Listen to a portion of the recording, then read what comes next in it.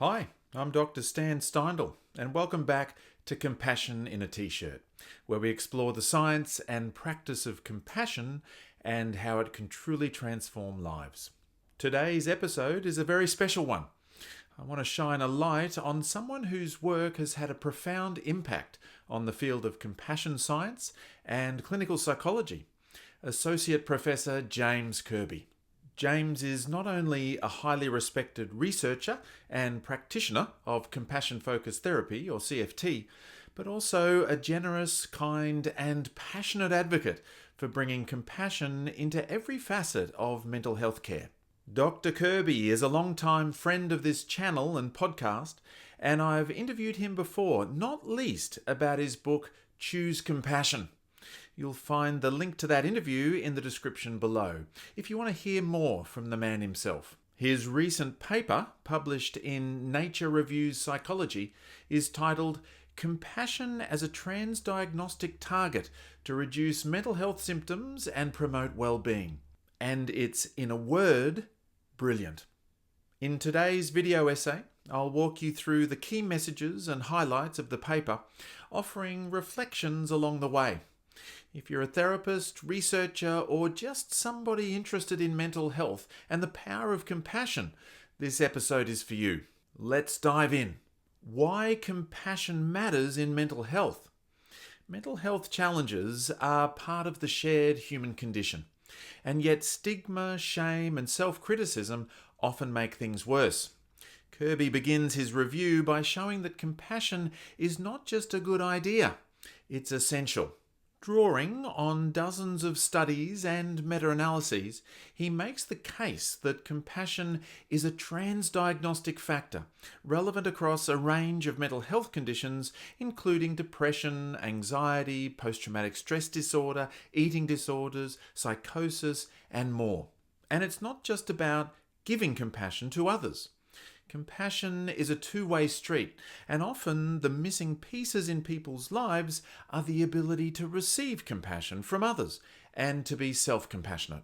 Kirby highlights that while people may be willing to offer care and kindness to those around them, they frequently struggle to turn that same care inward or allow themselves to be cared for.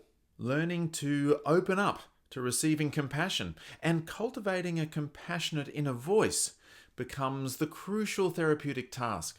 For many people, this involves building an entirely new way of relating to themselves, one that's rooted in warmth, understanding, and encouragement, rather than judgment or harsh self-criticism.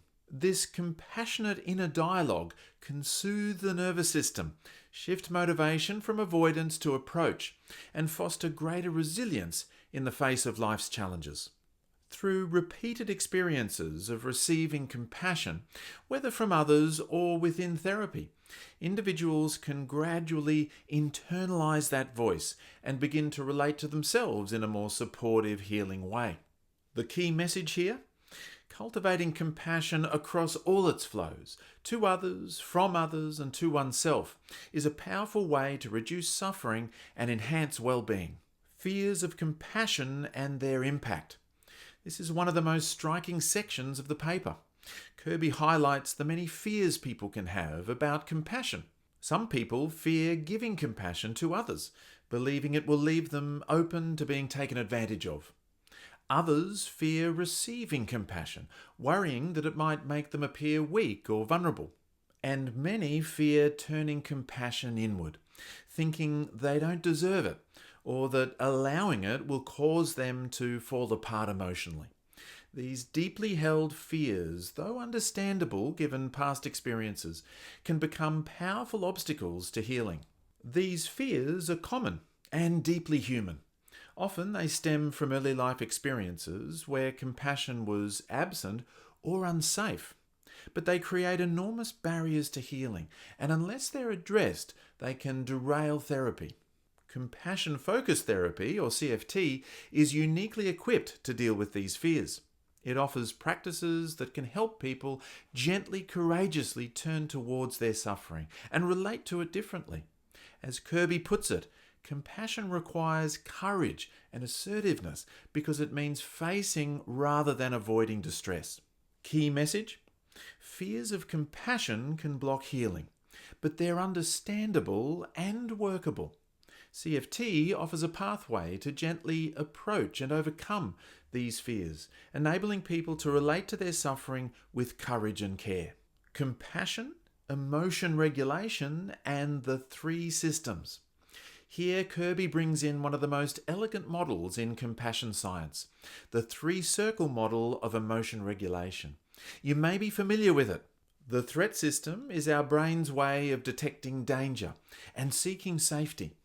It's quick to activate, fueling our fight or flight response, and is associated with emotions like anger or anxiety. The drive system, on the other hand, propels us towards goals and achievements. It's about motivation, striving, and the buzz of accomplishment, often linked with excitement and energy. Finally, the soothing system is where we find rest and restore balance. It's the system that helps us feel safe, connected, and content. It supports emotions like calmness, peace, and warmth, and plays a vital role in regulating the other two systems when things get overwhelming. People with mental health difficulties often get stuck in threat and drive. Compassion activates soothing system, helping balance out the others.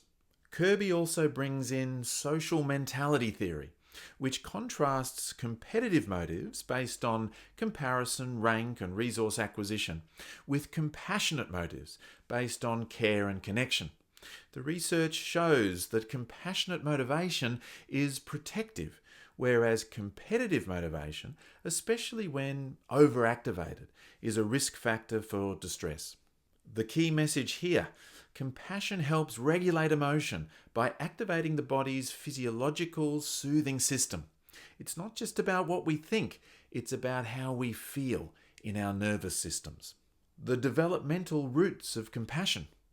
The first human experience of compassion is receiving it from one's parents. With this powerful statement in the introduction, Kirby foreshadows the importance of this section of his paper on the developmental roots of compassion. He turns to childhood, where our patterns of compassion are often first formed. Families that are safe, warm, and emotionally nurturing help children develop the capacity for compassion. But adverse childhood experiences, trauma, or punitive parenting can lead to fears of compassion and an underdeveloped soothing system. Adolescence is another key window. As competitive motives rise in school, peer groups, social media, young people often become more self-critical and less self-compassionate. The rise in mental health disorders during adolescence may be partly due to this motivational shift. And the key message: we need to support compassion development across the lifespan, starting in families and schools. Kirby argues that investing in compassionate parenting may be the most important mental health intervention governments can make. Do compassion-based interventions work? Short answer: yes. Compassion-based therapies, including CFT, mindful self-compassion, compassion cultivation training, and others, are associated with reductions in depression, anxiety, stress, self-criticism, and shame, and increases in well-being, self-reassurance, and even physiological markers like heart rate variability. CFT in particular has strong empirical support, especially for individuals with high shame and self-criticism. The latest meta-analyses show consistent improvements across a range of clinical conditions, with particularly strong effects when fears of compassion are reduced alongside increases in self-compassion. But compassion doesn't need to be confined to standalone interventions. Kirby outlines how a compassion focus can be thoughtfully integrated into any therapeutic approach by validating fears of compassion, modeling compassion in the therapeutic relationship, reinforcing compassionate behaviours, and using structured practices like imagery, letter writing, or compassionate chair work. This means that no matter your therapeutic orientation, you can bring compassion into your work, and by doing so, help your clients connect with strength, safeness, and healing. Importantly, Kirby emphasises that more work is needed to identify the active ingredients in these therapies, but the trajectory is clear. Compassion helps. The key message? Compassion-based therapies work. They reduce distress, increase well-being, and are especially effective when they target both self-compassion and the fears that block it. CFT stands out for its focus on shame and self-criticism, offering a powerful therapeutic pathway to healing. This paper is a landmark contribution. It ties together decades of research, presents a clear theoretical framework, and shows the immense potential of compassion in transforming mental health care.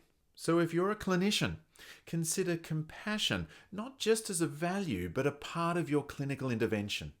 If you're someone living with mental health challenges, know that cultivating compassion and self-compassion is not indulgent. It's an act of courage. And if you're a policymaker, take note.